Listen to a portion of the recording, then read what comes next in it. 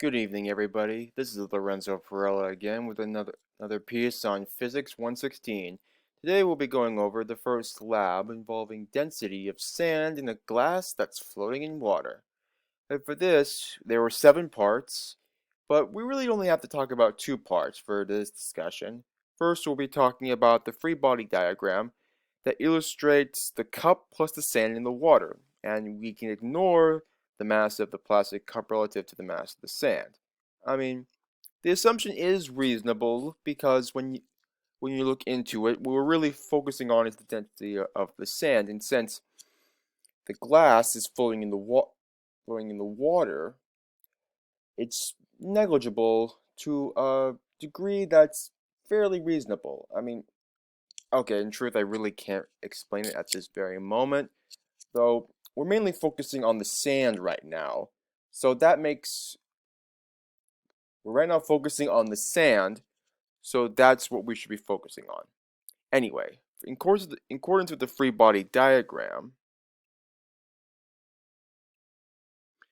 this is what I wrote, in that you have two forces canceling out on each other, in that you have the force 1 and force 2, and that force 1 is the pressure due to the weight, right, of the glass in the sand with a depth since P is equal to height, density, and G.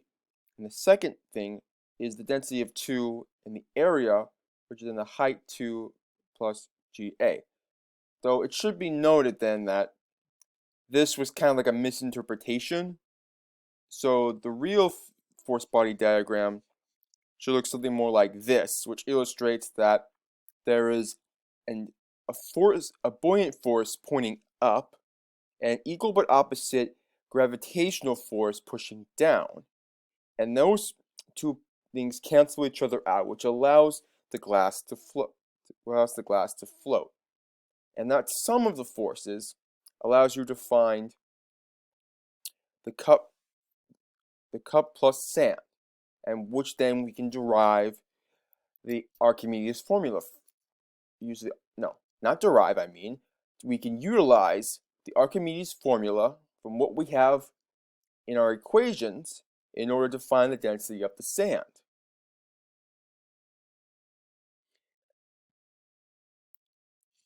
As you can see here, what I did was first noticing that the Archimedes principle is the force of the buoyancy is equal to the weight of the fluid.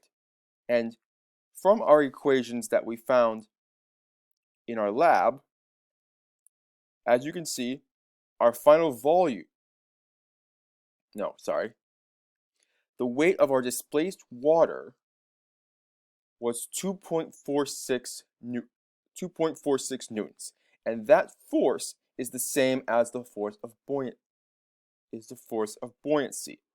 And then from our free body diagram, we see that the force of buoyancy is the density times the weight times the volume of the displaced water times the gravitational constant. And if we utilize that,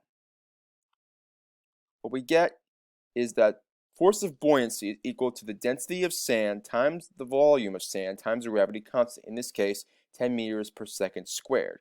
Thus, the density of the sand can be found to be the force of buoyancy divided by the volume of sand times the gravitational constant, which is 2.46 newtons divided by 1.5 E4 meters cubed times 10 meters per second squared.